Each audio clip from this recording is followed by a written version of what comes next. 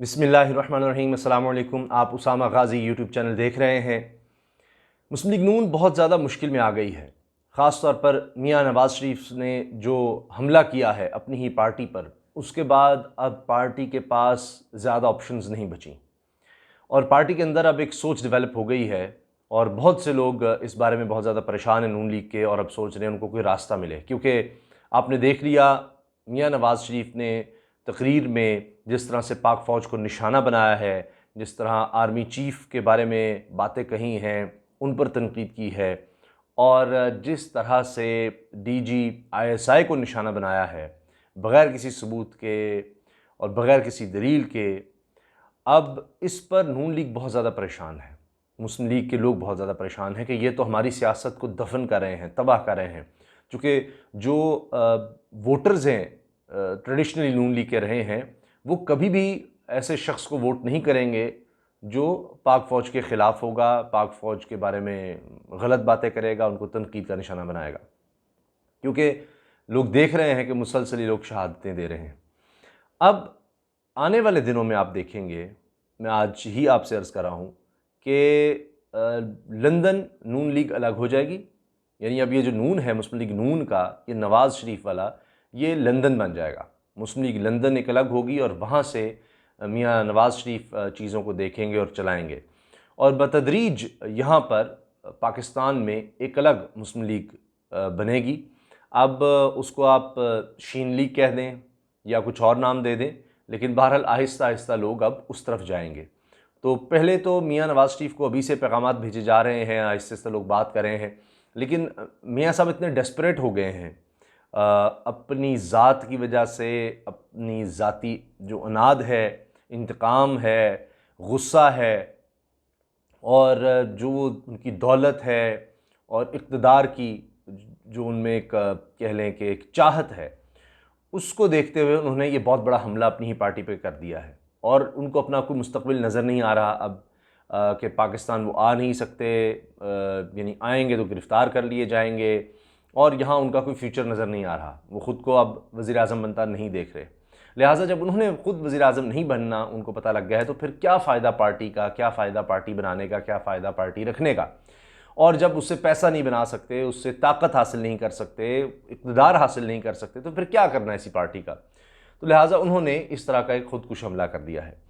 अब जो लोग पार्टी के अंदर हैं, जिन्होंने आगे सियासत करनी है, जो समझते हैं कि हमने मुस्तक़बिल में पाकिस्तान में ही रहना है, यहीं पर सियासत करनी है, उनको भी फ़िलहाल कोई रास्ता नज़र नहीं आ रहा।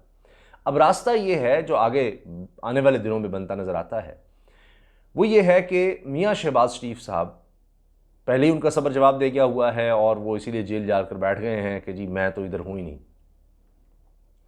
और अब वो किसी तरह से उन पर दबाव भी आएगा कि कुछ लोगों को लेकर अलग हों, तो तभी यहाँ पर कोई मुस्तक़बिल है, और वरना तो फिर नून लीग का कोई पुरसाने हाल नहीं है। अब मरियम साहिबा के बारे में ये इत्तलात हैं कि अगले कुछ घंटों में उनकी गिरफ़्तारी भी हो सकती है, या उनको बड़े शदीद केसेस का सामना हो सकता है, जैसा कि नैब पर हमले का केस है। और नवाज़ शरीफ साहब का हाल ये हो गया है कि अपने लोग भी अब नहीं चाहते कि उनकी तकरीर हो। अब देख लीजिए कि नवाज़ शरीफ साहब ने जिस तरह से फ़ौज पर तनकीद की है, फ़ौज पर हमला किया है, आर्मी चीफ़ पर, DGI पर हमला किया है, तो उसके बाद मरियम भी उन चीज़ों को ट्विटर पर वायरल उस तरह नहीं कर रही, अपने नाम से नहीं कर रही, कहीं और से होते हैं उनको सपोर्ट ज़रूर कर रही हैं, लेकिन ख़ुद इन जुमलों को, नवाज़ शरीफ के इन जुमलों को ना तो उनको ट्वीट कर रही हैं, ना उसकी वीडियो उस तरह से रीट्वीट कर रही हैं, चला रही हैं अपने ट्विटर हैंडल से। क्योंकि उनको भी अगर आप देखें गौर से, तो जो ही मियां नवाज़ शरीफ का खिताब ख़त्म हुआ, जो ही, चूँकि कंट्रोल उनके पास भी था, नून लीग के पास भी था, ये सारी प्रोडक्शन वगैरह ख़ुद भी वो कर रहे थे। जैसे ही मियां नवाज़ शरीफ की तकरीर ख़त्म हुई है, तो फ़ौरन भाग कर मोहम्मद ज़ुबैर साहब आए हैं, और नवाज़ शरीफ की तकरीर के बाद मरियम के पास आए हैं और कान में कुछ कहते हैं, और कैमरा उस वक्त कट होता है मरियम पर, लेकिन साथ ही जैसे ही वो ज़ुबैर साहब कान में कुछ बोलते हैं, फ़ौरन कैमरा वहाँ से काट दिया जाता है, यानी कट कर दिया जाता है, किसी कोई और शॉट दिखाया जाता है। क्योंकि अब ये इनको ये भी अंदाज़ा हो गया है, आपको पता है मरीम औरंगज़ेब साहिबा पकड़ी गई कि किस तरह वो सहाफ़ी को मैसेज कर रही थी, मरीम नवाज़ उनसे कह रही थी कि उसको कौन ना वो सवाल करे, उसको कौन ना वो सवाल करे, और फिर वो मैसेज करती हैं। वो वीडियो आपने देख ली थी और मरीम औरंगज़ेब इशारा करती हैं किसी को, और वो वीडियो हो रही थी उस सहाफ़ी को कि वो मैंने तुम्हें मैसेज किया है, पढ़ो, मैसेज किया है वो पढ़ो। तो वो फिर वो सवाल करता है, जब वो देख लेता है, उनको व्हाट्सएप पे नज़र आ रहा होता है मरीम औरंगज़ेब को कि उसने पढ़ लिया सवाल, तो फिर वो मरीम नवाज़ को बताती हैं हाँ जी उसने सवाल पढ़ी। तो फिर मरीम नवाज़ का नाम लेती हैं, हाँ जी अब आप सवाल पूछें आखिर में। तो जब इन्होंने इदारों पर हमला करवाना हो, कोई ऐसी बात कहनी हो कि ये ज़रूर कहनी है, तो फिर उस तरह का सवाल पुट करवाते हैं। तो लिहाजा तब से वो पूरा मीडिया में आ गया और उसका कोई इनको जवाब नहीं मिला, तो उसके बाद अभी बड़े मोहतात हो गए हैं। तो लिहाजा ज़ुबैर साहब जाकर उस वक्त भी मरीम के कान में कह रहे थे कि जी बर्बादी हो गई, तबाही हो गई, ये क्या हो गया। और तब से इनके सब लोग नून लीग के डिफेंसिव पर हैं। कई लोग तो आपको मंजर से ही गायब नज़र आएंगे कि जिन्हें अब ये तो नवाज़ शरीफ साहब जो है ना बुखला गए हैं, इनके दिमाग कूच हो गया है, इतनी शदीद मायूसी में ये अब इतने डेस्परेट डिप्रेशन में चले गए हैं कि इस तरह का काम करें कि हमारी सियासत तो इसमें ख़त्म हो जाएगी। आप इधर से अंदाज़ा लगाएं, ये तो मैंने अपने लोगों की बात बताई है, मैं पीपल्स पार्टी पर भी आता हूँ कि अपने लोग अब यानी अभी जाहिर नहीं कर रहे, उनको कोई ऑप्शन नज़र आए तो फिर वो उस तरफ जाएंगे, अभी किस तरह चले जाएँ, लेकिन अभी उस तरह डिफेंड नहीं करेंगे, ना वो जुमले रिपीट करेंगे ना उस तरह डिफेंड करेंगे। पीपल्स पार्टी क्यों अब साथ नहीं देगी नवाज़ शरीफ का, हत्ता कि पीपल्स पार्टी पूरी कोशिश कर रही है कि नवाज़ शरीफ को कराची में जलसे में तकरीर से रोका जाए और हर सूरत इनको रोका जाए, क्योंकि अब ये एक तरह से ख़ुदकुश हमलावर बन गए हैं और इनको तो रोकना है हर सूरत। और पीपल्स पार्टी की तरफ से बिलावल भुट्टो साहब ने कह दिया, उनका ताज़ा बयान है कि ये बड़ा अफसोसनाक है कि जनरल्स के नाम लेना, उनको मुतनाज़ा बनाना, इदारों को, फ़ौज को मुतनाज़ा बनाना उन इस तरह से नहीं होना चाहिए। तो अब पीपल्स पार्टी अपना रास्ता देख रही है कि वही इल्ज़ाम जो नून लीग नवाज़ शरीफ साहब हमेशा पीपल्स पार्टी पे लगाते रहे, बेनज़ीर भुट्टो पर लगाते रहे, उनको साइडलाइन करते रहे, तो अब उनको एक रूम नज़र आ रहा है कि ये नवाज़ शरीफ साहब तो अपनी सियासत ख़त्म कर रहे हैं और अपनी पार्टी की, तो हमने उनके पीछे नहीं लगना, इस तरह से हमने सियासत को ख़त्म नहीं कर लेना। तो अब एक तरफ तो उनका बयान मैंने बिलावल का आपको बता दिया, फिर साथ ये कि तकरीर नहीं होने देंगे नवाज़ शरीफ की वहाँ पर, ये चीज़, और मरीम का मैंने आपको बता दिया उनके गिरफ़्तारी के भी इम्कानात हैं। अब नवाज़ शरीफ साहब जो बयानियाँ बना रहे हैं या जो उन्होंने कोशिश की जिसमें वो नाकाम हो गए, वो इससे ज़्यादा ख़तरनाक है कि वो कहते हैं जी ये फ़ौज या इस्टेब्लिशमेंट का नाम लेते, जिस तरह आमतौर पर आज इस्टेब्लिशमेंट ने करी, यानी उस बहसियत कुल्ली उसको ले लेते, फ़ौज पर तनकीद कर देते। उन्होंने ऐसा नहीं किया, ये ज़्यादा ख़तरनाक है, क्योंकि जब आप कहते हैं फ़ौज कर रही है तो कम अज़ कम आप ये करते हैं कि अच्छा पूरी तरह से तनकीद की ताकि उस तरह जवाब आए, तो वो फिर एक और अंदाज से होता है कि इंस्टीट्यूशन पर आप करते हैं। लेकिन ये इंतशार फैलाने वाली बात है कि आप आर्मी चीफ और DGICI को नाम लेकर बाकायदा करें और उनको हिट करें। अच्छा क्यों इससे इंतशार है? वो कहेंगे जी मैं तो जनरल्स के ही सिर्फ खिलाफ हूँ।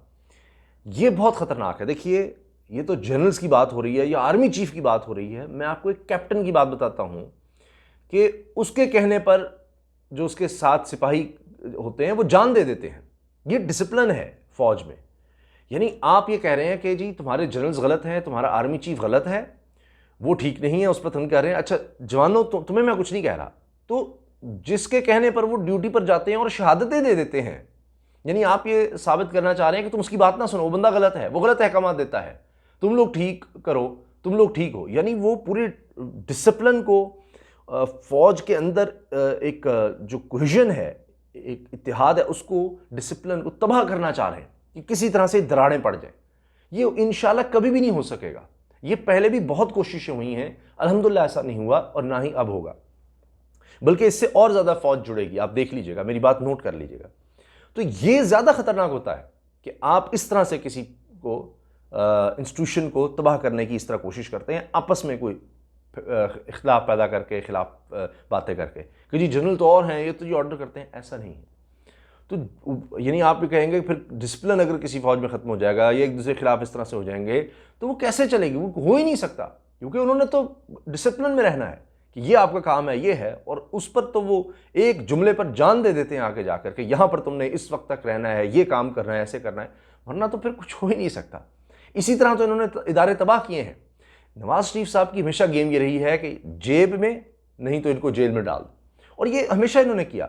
अब ये बाज़ाहिर लग रहा है कि जी ये खिलाफ हैं जनरल बाजवा के और जनरल फैज़ हमीद के, ये अब मुझे बताएं राहील शरीफ साहब के ख़िलाफ़ नहीं थे क्या? जनरल ज़हीरुल इस्लाम के ख़िलाफ़ नहीं आप बोल रहे? अच्छा, और क्यों? अच्छा, फिर अगर वो इतने बुरे थे तो आपने एनओसी कर दिया कि जी हाँ जी आप सऊदी अरब में जाकर सर्व कर लें राहील शरीफ को, ठीक है। असल मसला क्या है कि अगर हमारे साथ हैं आप तो आप ठीक हैं, अगर ज़रा सा भी आपने कोई इधर उधर किया, यानी मियाँ नवाज शरीफ के इसलिए किसी से नहीं बनती, तो जनाब फिर नहीं, आखिरी वक्त तक कोशिशें करते रहे हैं कि जी कुछ इनको मिल जाए, कुछ मिल जाए। अगर जनरल्स इतने ही बुरे हैं मियाँ नवाज शरीफ साहब, तो मुझे बताइए कि अब्दुल कादिर बलोच साहब जनरल रिटायर्ड हैं, उनको आपने साथ क्यों रखा? General Abdul Qayyum, retired general Abdul Qayyum, वो आपके साथ क्यों हैं? और ये सब बहुत अच्छे लोग हैं। अच्छा, नासिर जंजुआ साहब, मैं उनसे मिल चुका हूँ, जनरल रिटायर्ड नासिर जंजुआ साहब, उनको इन्होंने नेशनल सिक्योरिटी एडवाइज़र लगाया। अब तो एक सिविलियन लगे हुए हैं इमरान खान के साथ, इन्होंने उनको लगाया। बड़े ज़बरदस्त आदमी नासिर जंजुआ साहब। तो जनरल्स क्या बुरे होते हैं? तो वो जनरल्स अच्छे थे, ये जनरल्स जो है ना बुरे हैं, क्योंकि ये आपकी बात नहीं मान रहे और इस तरह की बातें आप, यानी अगर ये कोई आपके साथ नून लीग में आ जाए तो वो सब ठीक है। और वो भी आप देखिए कोई नहीं खड़ा हो रहा नवाज शरीफ के साथ, कोई नहीं, कि इंस्टीट्यूशन के मामले पे वो साथ हैं।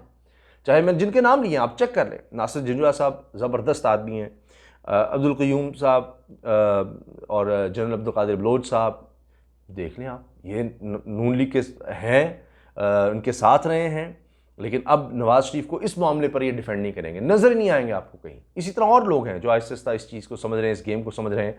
जिस तरह से भारत में इसको कवरेज की है, हर अखबार ने इसको हाईलाइट किया है, हर जगह लिखा जा रहा है। और इस जलसे के हवाले से मैं आपको दिलचस्प बात बता दूं, कई ममालिक के वहाँ पर लोग मौजूद थे, जलसे को पूरा देख रहे थे और बाहर रिपोर्ट कर रहे थे। इसमें अमेरिका भी है, इसमें इसराइल भी है, इसमें और बहुत से ममालिक हैं, सऊदी अरब भी है, भारत भी है।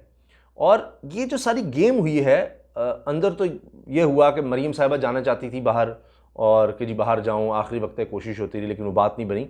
वरना क्यों एक्सटेंशन दी? एक बहुत बड़ा सवाल, बहुत बड़ा, कि जो इल्ज़ाम अब लगाए हैं जनरल बाजवा साहब पर, फैज़ हमीद पर, तो ये अब याद क्यों आए हैं इनको? यानी 1 महीना भी हुआ है ज़ुबैर की मुलाकात को, मोहम्मद ज़ुबैर साहब की मुलाकात को, और उसके बाद ऐसा क्या हो गया? तो वो तो यही था कि जनाब हमें कोई किसी तरह से निकलवाएं, हमें कोई ढील मिले, कोई हमारे साथ आके खड़े हों, इमरान खान के ख़िलाफ़ कुछ करें। तो आप ये देखिए कि यही नून लीग और नवाज़ शरीफ ज़बरदस्ती कहकर फिर ये जी एक्सटेंशन देते हैं जनरल बाजवा साहब को, ठीक है, और आज वो इनको इतने बुरे लगने लग गए हैं। तो फिर ये उस वक्त के दरमियान, एक्सटेंशन के दरमियान और आज के दरमियान कुछ हुआ है ना। वरना अगर ये कह रहे हैं जी ये इन्होंने इलेक्शन में कुछ किया, तो वो तो उससे बहुत पहले की बात थी। उसके बाद आपने ऐसे बंदे को एक्सटेंशन दी है और यानी बड़ी ज़बरदस्ती दी है। तो उसके बाद ऐसा क्या हुआ? उसके बाद वो जो डील चाहते थे इदारों से, वो नहीं हुई, जो अपनी बातें मनवाना चाहते थे वो नहीं हुई, ये मामला हुआ है। अब बकौल शेख रशीद साहब के जी नून से शीन निकले ही निकले, और अब नवाज़ शरीफ का सियासी जनाजा ही आएगा, सियासी जनाजा ही लंदन से आएगा। यहाँ उनकी सियासत नहीं अब होगी, सियासी जनाजा वहाँ से आएगा, वहाँ बैठकर वो जो करते हैं करते रहेंगे। और शेख रशीद ने भी कह दिया कि जी ये जो अल्ताफ़ हुसैन का हाल हुआ था वही नवाज़ शरीफ का हाल होगा, और ये दुश्मनों के एजेंडे पर अगर काम करते रही नून लीग तो फिर इस पर पाबंदी लगनी चाहिए। इसीलिए मैंने आपसे शुरू में अर्ज़ कर दिया है कि अब शहबाज शरीफ साहब को अलग होना होगा, वरना मामलात बड़े अजीब हो जाएंगे और आहिस्ता आहिस्ता फिर सब ख़त्म हो जाएगा। तो अब एक तरफ हालात ये भी हैं कि वज़ीर दाखिला बलूचिस्तान ज़ियाउल्लाह लांगू ने कहा है कि 50 करोड़ डॉलर सालाना दुश्मन भारत खर्च कर रहा है। जिस तरह बलूचिस्तान में आए दिन आप खबरें सुन रहे हैं कि हमारे सिक्योरिटी फोर्सेस के जवान शहादतें दे रहे हैं, तो उससे आप अंदाज़ा लगा लीजिए कि इस वक्त सूरत हाल क्या है। और ऐसे मौके पर वही बात जो भारत कर रहा है वही मियाँ नवाज़ शरीफ कर रहे हैं। कोई आगे पीछे भी कर सकते थे या कह सकते थे अभी हालात ऐसे हैं कि हम ऐसे जुमले ना बोलें कि बिल्कुल उन्हीं के साथ जाकर खड़े हो जाए, लेकिन नहीं, उनके साथ जाकर खड़े हो गए। तो बहरहाल अब इस तरह की सूरत हाल है, और ये आने वाले दिन जो हैं ये बड़े डिसाइसिव हैं, बड़े फ़ैसला कुन हैं। और मैंने जिस तरह आपको बता दिया है कि आप देखेंगे कि एक नवाज़ शरीफ की पार्टी वहाँ लंदन में बनेगी, नून लीग होगी वो लंदन लीग, अब उसमें नून नवाज़ शरीफ का भी और लंदन का भी नून शामिल कर लीजिए, और एक यहाँ पर पाकिस्तान में मुस्लिम लीग बनेगी। अब उसको आप शीन लीग कहें, जो भी कहें, ये आहिस्ता आहिस्ता होगा, आहिस्ता आहिस्ता होगा, ये अचानक नहीं, लेकिन आहिस्ता आहिस्ता मामला इसी तरफ जाते नज़र आ रहे हैं। और जब ये हो जाएगा तो नवाज़ शरीफ कहेंगे कि ये क्या हो गया है, ये कैसे हो गया। उनको अंदाज़ा होते हुए भी, लेकिन जब ये होगा तो फिर उनको समझ आएगी कि वो क्या कर बैठे हैं, लेकिन तब तक वो बहुत देर हो चुकी होगी और उसका आगाज़ हो गया है। वैसे तो ये कहा गया था कि जी ये सारा पीडीएम जो है, मरीम साहब ने कहा ये शुरुआत है इमरान खान के इख्तिताम की, लेकिन असल में ये शुरुआत हुई है जो मियां नवाज़ शरीफ साहब ने नून लीग जिसको समझा हुआ है, जिस तरह से वो लेकर चलना चाहते हैं, उसके इख्तिताम की ये शुरुआत हो गई है। अल्लाह हाफ़िज़। पाकिस्तान ज़िंदाबाद।